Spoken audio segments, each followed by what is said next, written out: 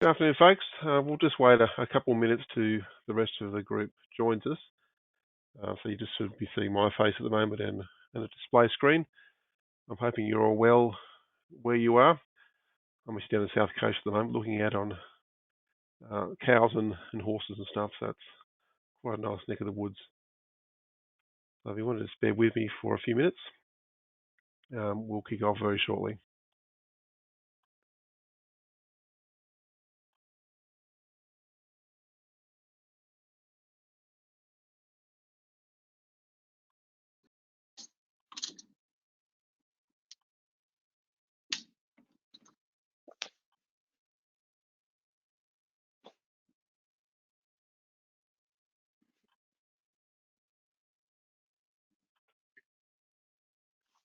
Looks like numbers are rocking in pretty quickly. So another minute, and I think we'll be pretty much there. Just as we do prepare to kick off, I have got you all in mute mode at the moment. I think if we have 20 plus people all wanting to contribute, it might get a bit chaotic. So do feel free to throw questions into the mix through the question panel. There are some questions there, and we'll answer them as we go through the process of today. Just actually working out how to use this question panel too. Will be exciting. Looks like Will said g'day. G'day, Will. Tim, if you want to show your face, and we'll just do a bit of an intro before we kick off. Sure. Hopefully that doesn't clobber my little uplink, but yeah, there we go. Good afternoon, all. So just before we kick off, we obviously with the current challenges we have with COVID and so on, this was to be hosted by the guys over at Pymble Ladies College. So thanks, Will and Anthony. Unfortunately, we don't get to see your great school this time round, so we've gone to the virtual format, as you all know. What we wanted to cover off today is looking at a few things around network automation and to do with some of the Aruba products that they are able to offer. Tim Bates, who's on the line, is the Aruba systems engineer, who's going to be running through the presentation today. So essentially, we'll be looking at a few things. One is just a quick 5-minute spiel on an overview of the technology, and then we'll be jumping into a fairly relaxed demonstration, which will run through what it actually looks like in real life. Looks like we've got 15 people on the line so far, so we'll be kicking off very shortly. What I wanted to do is make this fairly relaxed. So if you have questions along the way, just jump them into the questions panel, and either I'll interrupt Tim as he talks, or we'll address them at the end. So it's only going to be around about 30-35 minutes worth of your time. So I do appreciate everyone joining us. And Tim, over to you, mate. Okay, rock and roll. Thank you, Graham. Let me bring up the presentation. You can see there, I'm on the right screen. Excellent. So, like Graham said, there's a few components and a few little sections that we'll cover today. I'll start with a little bit of PowerPoint, not too much. Some on the product itself, what it does. A little bit on the scenario that we're dealing with this solution, which is called dynamic segmentation. There are a couple of layers to the solution, and I'll go over those in a couple of slides, and then we will walk through a live demo of the solution with all the components that we have in it running live, so we can see what's going on as we move through. So, like Graham said, fairly relaxed. Appreciate your time. It should be a very, informative session, 35-40 minutes. We can go as long as you like, and we'll answer your questions along the way. So, starting off with a little catchphrase, which it quite tickles my fancy. I like this in its simplicity, and this sums up this solution fairly succinctly: reducing risk and improving operational efficiency through three very key components: visibility, control, and automation. And so how we do that at Aruba, I will show you in a minute with product. But there are these wheels of sort of 360-degree, one feeding the other in a continuous type cycle. The visibility component first. It's always important and sort of fairly critical to know what is on your network, what is connected. You can then do appropriate authentication and appropriate authorization of what that entity can and can't do on the network once you've authenticated it. And then some enforcement as to changes in the environment or changes to what is happening with that entity. And this is particularly important today. You know, we've gone through several phases of client devices and client connectivity with, you know, from desktop to laptop to BYOD, and now of course we're in this IoT world of, you know, pretty much anything's connected now. PoE is driving that as well, with getting lots of fairly high power out the Ethernet cable to the endpoint. I've got customers in aged care that run flooring on PoE, and the flooring is IoT. It's a sensor for aged residents, and they can know when they're out of bed and standing on the floor, through to running lighting systems, you know, and you name it, zippy hot water systems, fridges. You know, there's so much out there these days that's connected to the network. So the visibility piece is quite important. To that end, this is the Aruba solution in a sort of a nice nutshell for you. Looking on the left, with a product you may or may not have heard of. It's relatively new, and it's called ClearPass Device Insight. And I'll spend a couple of minutes explaining what that is, because it is a relatively new addition to this ecosystem. In the center, and it's in center for a very good reason, is the actual engine. This is the workhorse, which is the ClearPass Policy Manager. And then, of course, to the right, we have the edge of the network. Wired or wireless, it really does not matter these days. They should be treated the same, and you as a user or a device should be treated the same, whether it is connecting over the Wi-Fi or connecting on the Ethernet through a switch. And Aruba is very renowned for integration. There's over 150 partners that this solution will integrate to and exchange information with. So it makes it a very nice central piece of policy enforcement. So on the visibility, like I said, I can't emphasize it enough, you need to know what is on your network. And to that end, this product, ClearPass Device Insight, gives you that visibility. It involves a collector, so it is a physical VM that you run, and you feed it information from everything from like a span port, like mirror port, through to DHCP relay, DNS snooping, and all that sort of information is fed into this system. It's a cloud platform, so that data is fed to a cloud AI machine learning intelligent cloud network, and that is global. So if you've got a piece of equipment that you're plugging in, the chances are that it's already fingerprinted and we know what it is and can categorize it and identify it very accurately.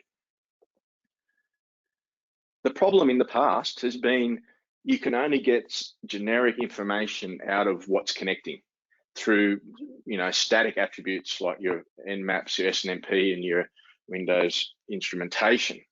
And that's not enough these days, because if you have a look at IoT, and let's say it's a Linux kernel, it could have many functions on the network and do different jobs. But if you're identifying it as a Linux kernel or a Linux box, you're not got the granularity to be able to deal with it. So what ClearPass Device Insight does is look deeper into what's going on with that device, in as much as the traffic flow, the ports and protocols that it's using, where it's talking to, and how often it's talking to those endpoints, giving you a very deep, holistical view of that device. Of course, we do all the standard sort of old school type ways of identification, but we embellish it with traffic patterns and looking deeper into the traffic flow. And hence we can not only identify, as an example, this camera as a Windows device, an Access device, and as a camera, but we can get down to exactly what sort of model it is. And that then allows you to feed that information into your policy engine. And most of us hopefully know ClearPass. It's been around a long time.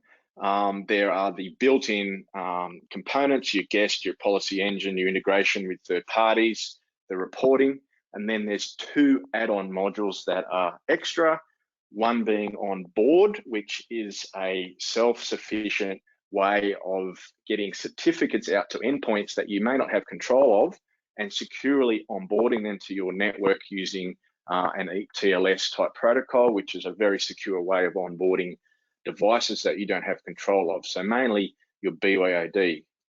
And on guard, which is the other add-on, which is a posture assessment addition. So we're looking at the posture of the endpoint in as much as the patching of the OS, what is the OS, whether there's antivirus running, what version, is there firewall on, et cetera, et cetera. And we're doing an assessment of what you want to make sure is compliant before you let that device through and onto your network. So that's ClearPass. Tim, can I just jump in this sec? I had a question through just relating around the ClearPass Insights and the difference between that and the typical ClearPass, which a lot of schools do have. And we understand that's a newer solution that Aruba are offering. So maybe if you just run through some of the key differences there. ClearPass Insights, and I understand the and I appreciate the overuse these days of the word insight. ClearPass Insight is analytics of what ClearPass Policy Manager is doing. So ClearPass Insights runs only on this appliance, as far as it looks at this function, and it gives you data and analytics of what's happening with your ClearPass Policy Manager, if that makes sense. So it's like reporting on steroids on Policy Manager, whereas ClearPass Device Insight, which is this product, is completely different. It's actually a standalone product in its own right. It does not need the Policy Manager box to function. We have customers that have deployed ClearPass Device Insight purely for vision, okay, as a stepping stone, or that's all they wanted to do at the time. They just wanted to cover off that first piece of pie of that puzzle, and that is vision. So they've installed it to get the data that they get out of this device insight. So very different than just ClearPass Insights. So I hope that answers that question. Too many insights. So that's the end of the spiel on the actual products. Let's have a look at the scenario, which is what we're really here to have a look at, which is the automation and the dynamic segmentation. Like I said, this is a layered like solution, and we have a base level of it, which we call colorless ports. And with colorless ports, we have the ability without any ClearPass. So there's no ClearPass in this scenario. We have Aruba edge switching. And remember, today's conversation is all around the wire. We're not touching wireless at all. So we have Aruba switching here at the edge. We have the ability to put what we call a local user role on the switch. So it's keyed into the CLI, it's part of the running config, and it's, as you can understand, it's static and it sits there, and you have to do it on every switch.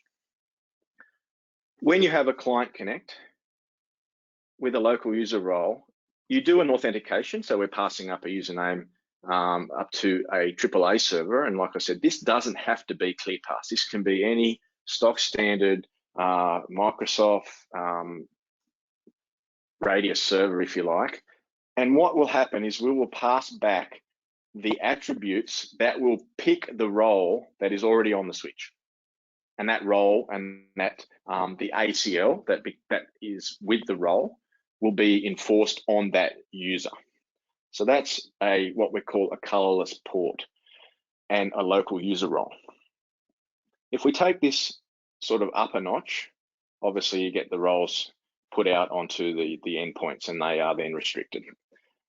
So if we take this up a notch and we now add ClearPass, so the policy manager in as the AAA engine in the cloud or in the central piece of the topology,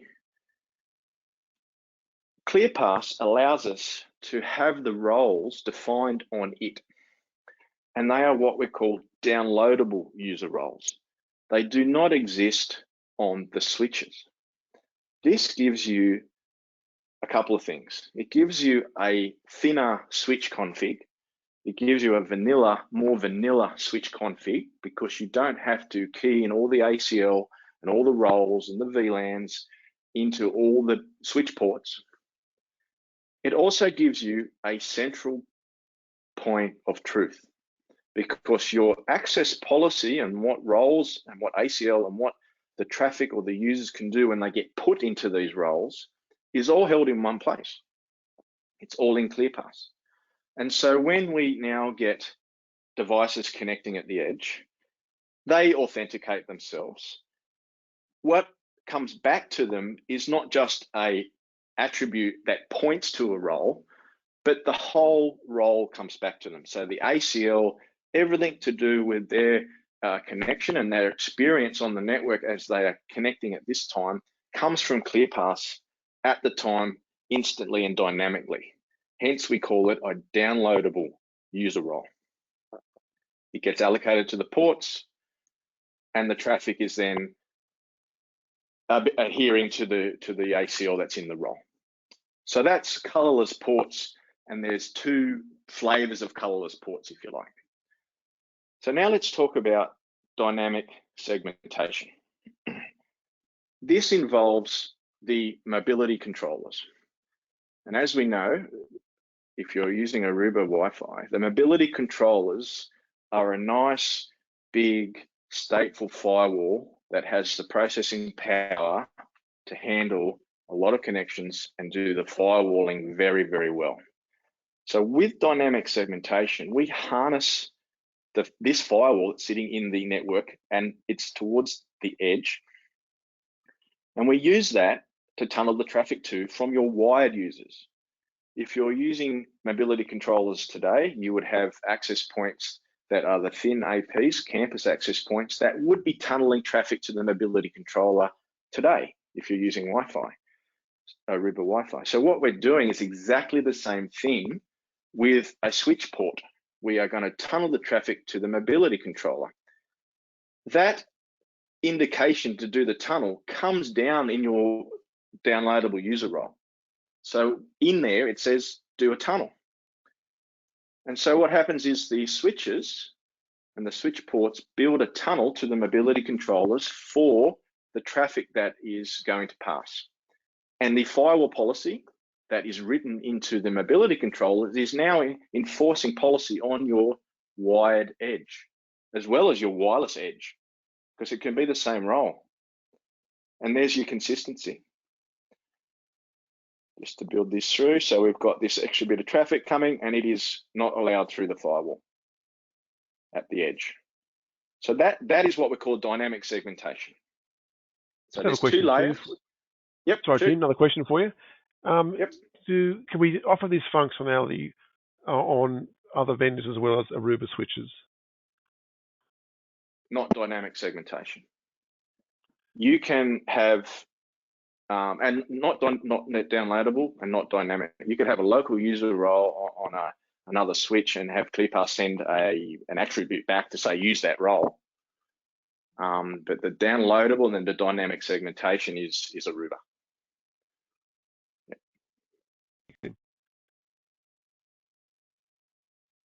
Any more questions at the moment, Graham? I'm sort of at a point where it's pretty good. So we're going to move into the showing this in action now. So no, we're right to move on. Yep. Yeah. Okay. So that's the concept. Colorless ports, either local user role, downloadable user role with colorless ports, which you can obviously do without a mobility controller involved. And then if you have a mobility controller or you deploy a mobility controller, and you can quite easily deploy a mobility controller just to do dynamic segmentation from your wire, then you can do dynamic segmentation, build your tunnels, and put that extra layer of security in there. Okay, so for this demo, for the rest of the time, we're going to connect a few pieces of equipment. I've got a MacBook that I'm going to use to do a stock standard 802.1x secure connection, and I've got a username and password that I'll put in. Pardon the fact that this here is a small x. That is the actual name of the policy in ClearPass, so I've just copied that. It is actually a capital X. I've got an Apple TV that I'll be connecting, and it will do a Mac auth and be put into a role, and it will use the Apple TV policy coming from ClearPass. I've also got an access point that will do a Mac auth also, but it will be identified as an access point, and it will use the infrastructure enforcement policy in ClearPass. And finally, I will have the MacBook. I will disconnect and reconnect, and I will log into it with a different set of credentials, and it will do a dynamic segmentation tunnel build to a mobility controller, and we'll see all that. So I'm going to move back up and show you what we've got in the demo, and then I'll look at each of these pieces and show you the interface. So we've got a ClearPass server, we have a mobility controller, we have a switch, and I have those clients that I just went through. So what I'll do now is jump out of that, and I will take you through each of those interfaces as we go through. So I have ClearPass. Here is ClearPass with all the services that are defined on it. I also have, for ease of showing you, I have the access tracker, which is the logging, open in another tab, just so I can jump to that quickly. I also have the mobility controller, which is logging me out pretty quickly. So let me just log into that for you again while we're here. Where is it? There we are.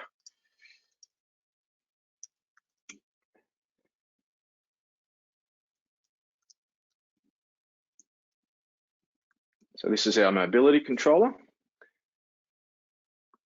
And what we'll be looking at here when we get around to it is the clients on here. So we'll be looking at these clients, and particularly, obviously, we'll be looking at these wired clients. And you will, if all goes well, you will see my laptop when I do the dynamic segmentation attach and come up here on the mobility controller as a client. So there's the mobility controller. Lastly, but certainly not leastly in this, is the switch. So I've got a 2930F, it's the 8-port. This is the switch live. It's a nice ability that we have with our demo systems to be able to show you this faceplate, which is a live representation of the switch itself on the screen like this, because, and particularly now we're all virtual, because you obviously can't see the switch. And I have a command line to the switch here, so I can show you if we've still got this running. Oh, actually, I can't. That's a problem there. I can't show you that switch. That's annoying. Graham, I've just found an issue here because I've tethered. I'm not on my LAN. That's annoying. Anyway, we'll push on. We'll push on, I think. So here's the switch port. Yes. So anyway, just for everyone's interest, I'm tethered up to my mobile. I had connectivity on my internet fixed line today. So of all days, it's quite a dreary, wet day in Sydney, and it's playing a little bit of havoc with my internet connection. So I apologise. I had a console connection to the switch through my network here, but I am not connected to my network anymore. I'm connected to the 4G network, which is public. So, right, moving on. Let's connect our first piece. I've got an uplink here already, which is why that's green. It's the network uplink. I'm going to grab my laptop, and I'm going to just connect it straight in. And you should see a little bit of action there. Okay, so there it is. I put it into port 3. It's popped me up with a username and password, and I'm just going to log in there now.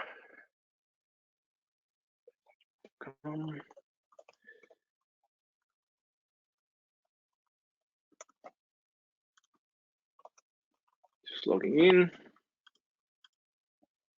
So we're doing 802.1x negotiations.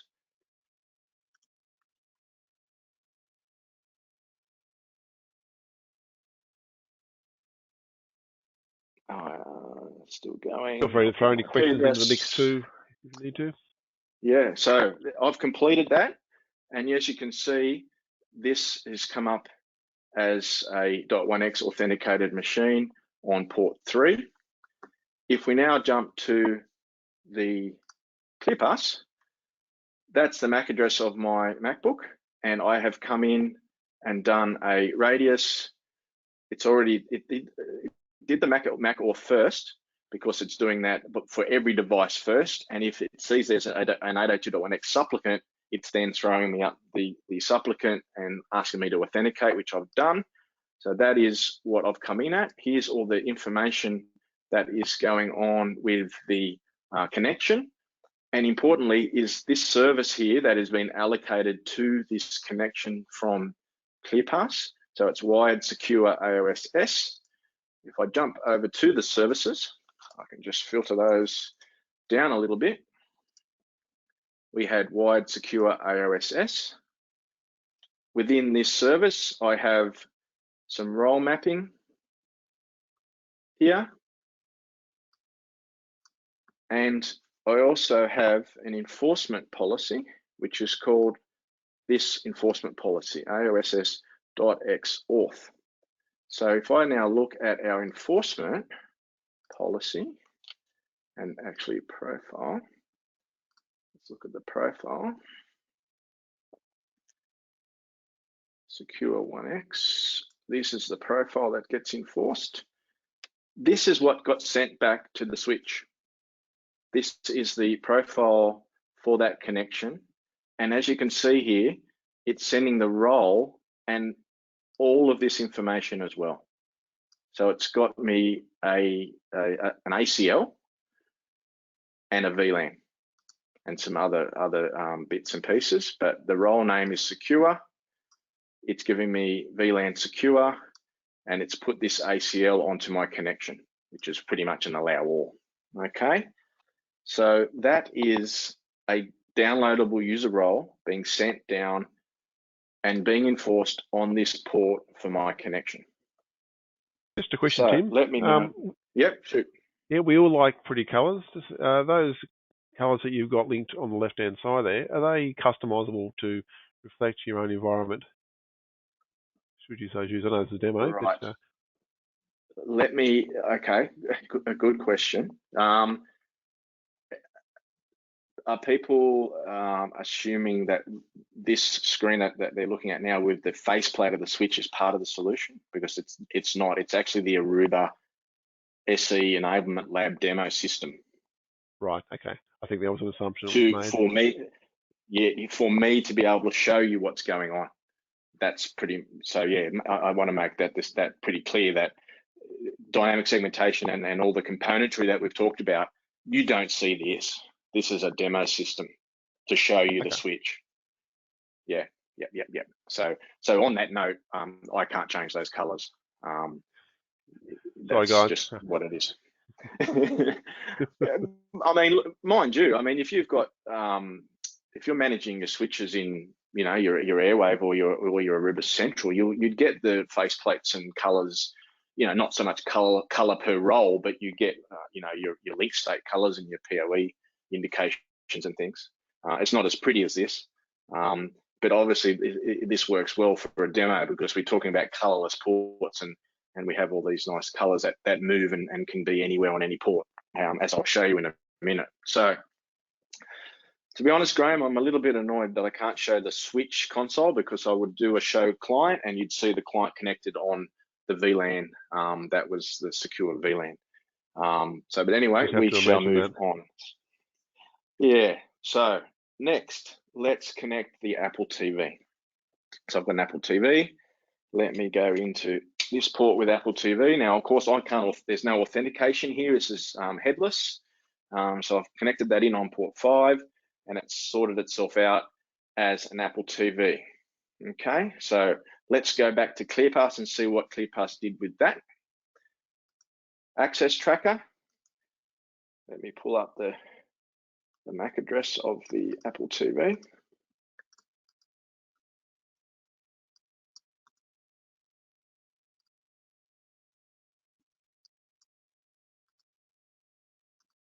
Second, copy that guy.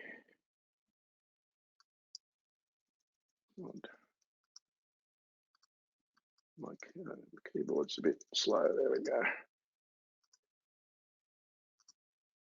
Okay, so here's our Apple TV. Is that the Apple TV? Go, let's make address. Just double checking the MAC address here. DVB2. Yeah, that's it. Interesting. I've got a radius there. We got the demo guide jumping in, have we? Yeah, no, that's all right. It's done a MAC auth. There it is. It's done a MAC auth, and here's our enforcement profile. Okay, so it's doing an endpoint update, but it's also doing an Apple TV.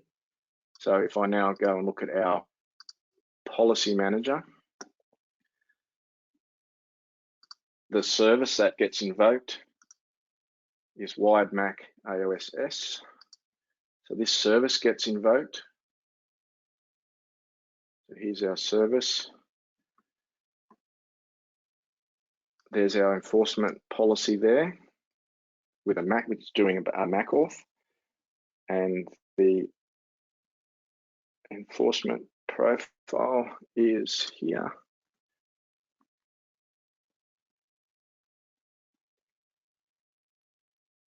Apple TV. Apple TV gets sent down to the, so this is the role and the profile that's sent down to the switch for that connection that came in on that service to deliver this for that Apple TV. So you can see that it's a little bit more involved as far as its ACL. We're doing DNS time and some specific ports.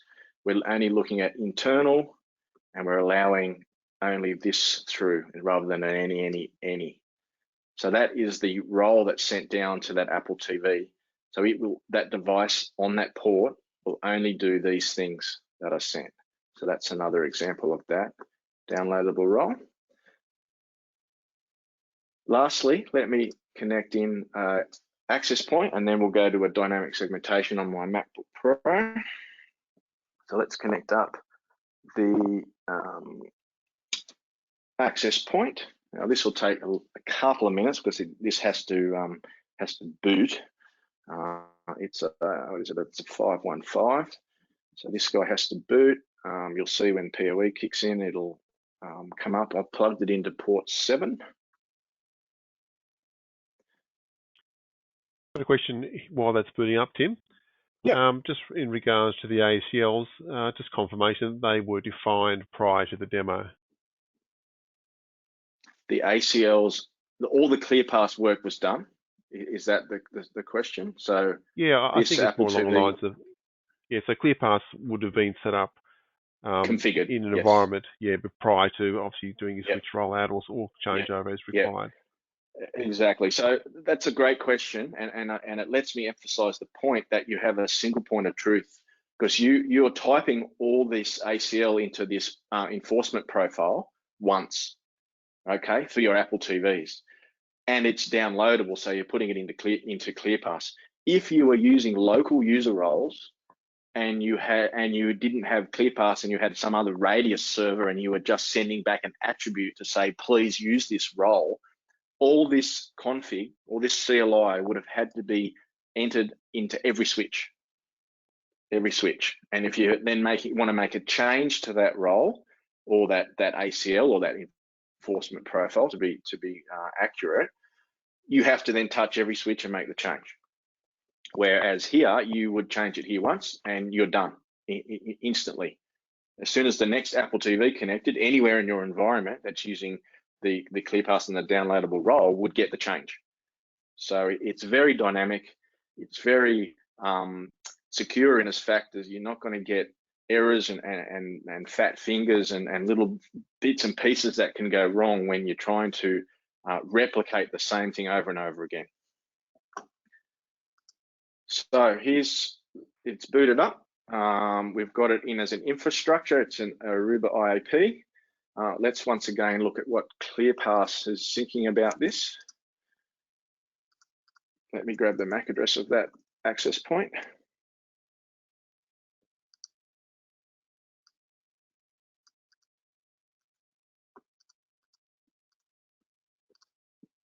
Here we are.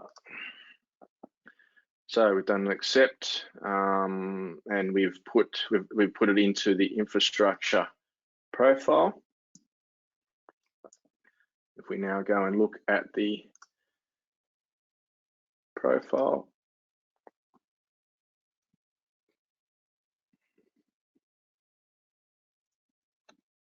infrastructure, there it is.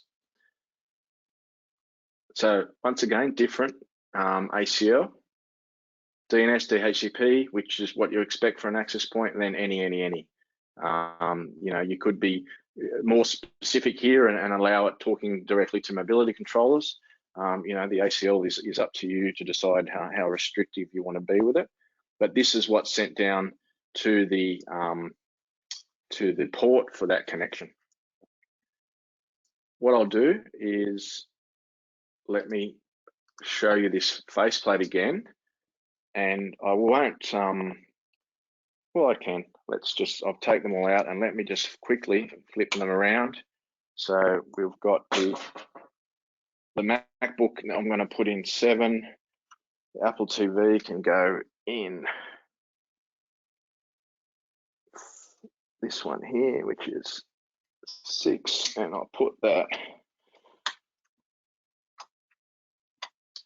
And you'll see these all move around as I do this.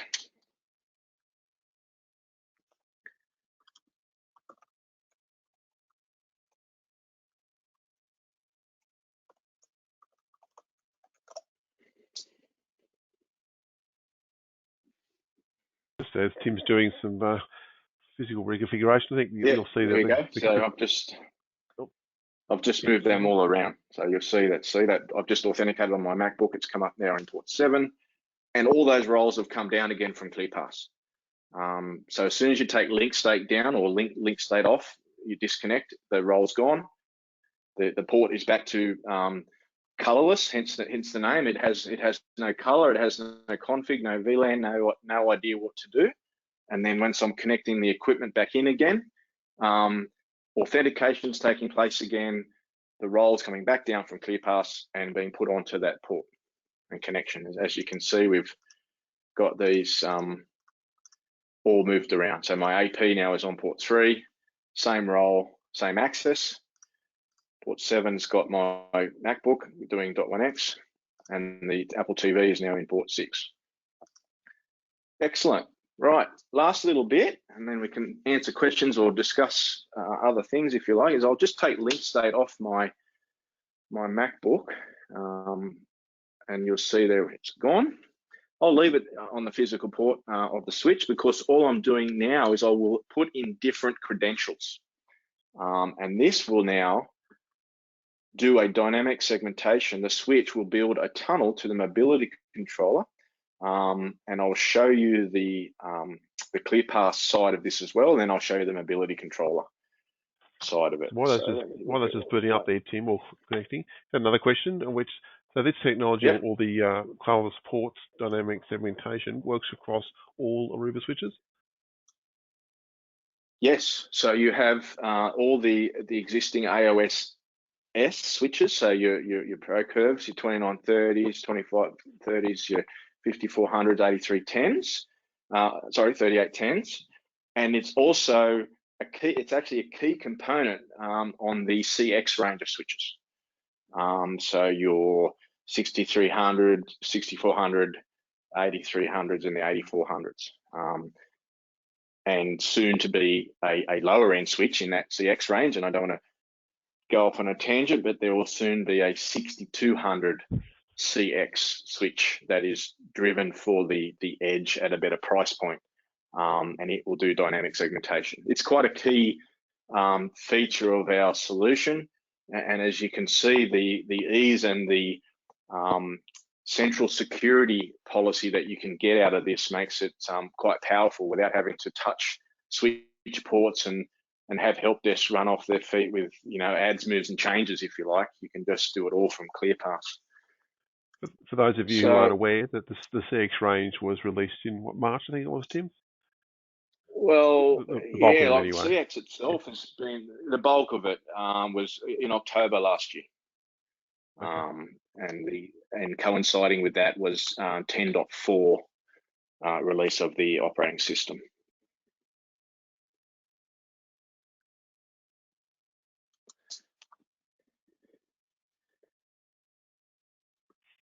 I'm just reconnecting this here.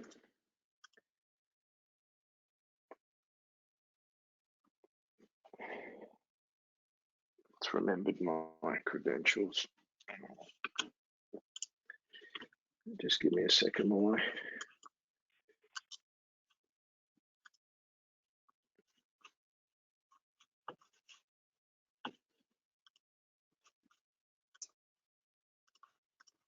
Any other questions while we're talking about this, Graham?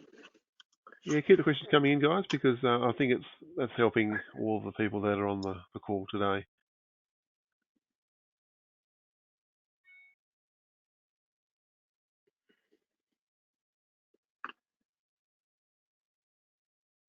Just trying to get it to... So a follow-up question to availability on all switches. So this is part of ClearPass itself. So that functionality becomes automatic. Question is, does that become automatically available to use? Yes, if you've got iOS like Aruba switching and you've got ClearPass, there's nothing stopping you doing Colourless ports and downloadable user roles. To take it to the dynamic segmentation level, you obviously need the mobility controller to do the termination. So, like I said, you know, if you've got that there already with Aruba Campus Wi-Fi, then you're sort of set to go. You just need to check the capacity and the capability. But if you're running iOS 8, where you've got clustering, you could easily add another member to the cluster to give it the capacity that's needed. So I'm going to have one more go at this. It's not re-asking me for credential, which is annoying, because I need to put in different credentials for the dynamic segmentation. Give me 1 second.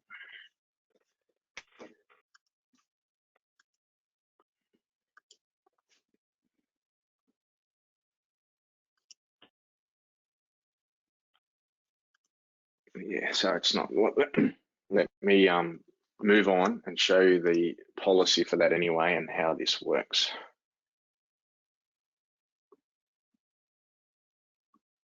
So the profile that is used for the dynamic segmentation is the dynamic segmentation user.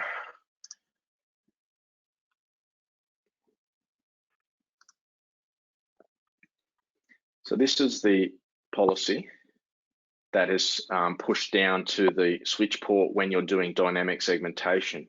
Now, understandably, there's not a lot of ACL in this policy because the heavy lifting for the enforcement and the firewalling is actually done on the mobility controller.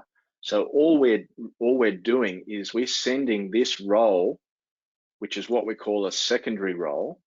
So we're sending a secondary role to the mobility controller and tunneling the traffic up there to the mobility controller and saying, put this traffic in the DS-user role on the mobility controller and enforce whatever ACL and firewall rules you have defined for that role on the mobility controller. So that's that dynamic segmentation.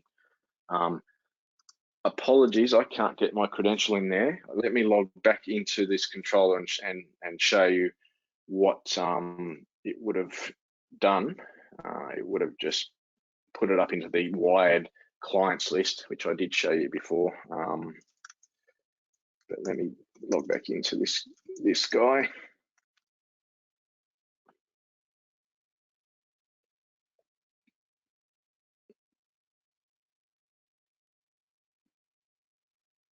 So really, with dynamic segmentation, we're passing off the enforcement up to the controller. And if we looked at the clients wired, you would have seen my name there in the IP address. You would have seen that role, that DS-user role. You would have had it connected to the switch that I have here, and obviously the age and the traffic transmission. But that would have been there. And I'm a little bit annoyed that I can't get this credential cleared out of my MacBook to re-authenticate me through. I'm thinking I don't. You work with kids, animals, and demos. Yeah, I don't have any other machines that I could just connect up quickly apart from the one I'm using, and I don't want to drop off the webinar. So that's, we're almost 10 minutes to the hour anyway, Graham. I think, and hopefully people understand and our attendees understand the gist and the ability and the solution as a whole. Happy to take more questions. If there's not any more questions and people think of them later or they want to have a bit more of a deep dive into it, I'm always happy to have the customer engagement through Accicom. So reach out to Graham and we can certainly do another session on this with a little bit more detail and drill into it a little bit more, and hopefully show you I would then definitely show you the console of the switch, showing you that these are connecting to different ports and different VLANs. So I appreciate the fact that we've taken a live demo and virtualized it, and the impact's probably not as great, but that's the world we're living in at the moment. So thanks, Tim. Appreciate your time today. And if there's any more questions, we'll wrap it up very shortly. But essentially, I just wanted to reiterate what Tim was saying, in that using the Colourless ports and the various elements within that solution, it's all about making your environment more secure. And that's, I guess, a lot of what we're trying to achieve in this world today. So it doesn't look like anything else has come through. Simple and secure. And simple. Yep. Exactly. So if you do want to see this in more detail, then please reach out to your Accicom account manager or to myself, and we'll engage Tim just to discuss those in more detail. Yeah. Thanks, guys. Absolutely. I have one more question, sorry. How is it licensed? The licensing on the mobility controller is the same as you would have as an access point. So the switch is an AP to the mobility controller. It consumes a license in that regard. So fairly simple. If you've got, for example, you had 100 APs and you had 50 switches, it's 150 licenses for connection to the mobility controller. Beautiful. Yeah, it's fairly simple, and ClearPass obviously has its own licensing structure on endpoints and that sort of thing. But that's fairly self-explanatory as well. So, yeah. Terrific. Okay, guys. Well, I think we might wrap it there because we've gone sort of 5 minutes over time. I don't think there's any more questions coming in. No, just a couple of thanks, but great. And no doubt we'll speak to each other or even see each other somewhere in the future. Yeah, good. We'll do a fist pump. Good stuff. Good on you, Graham. And thanks everyone for your time. We'll speak to you again soon. Thanks, guys. Bye for now. Cheers.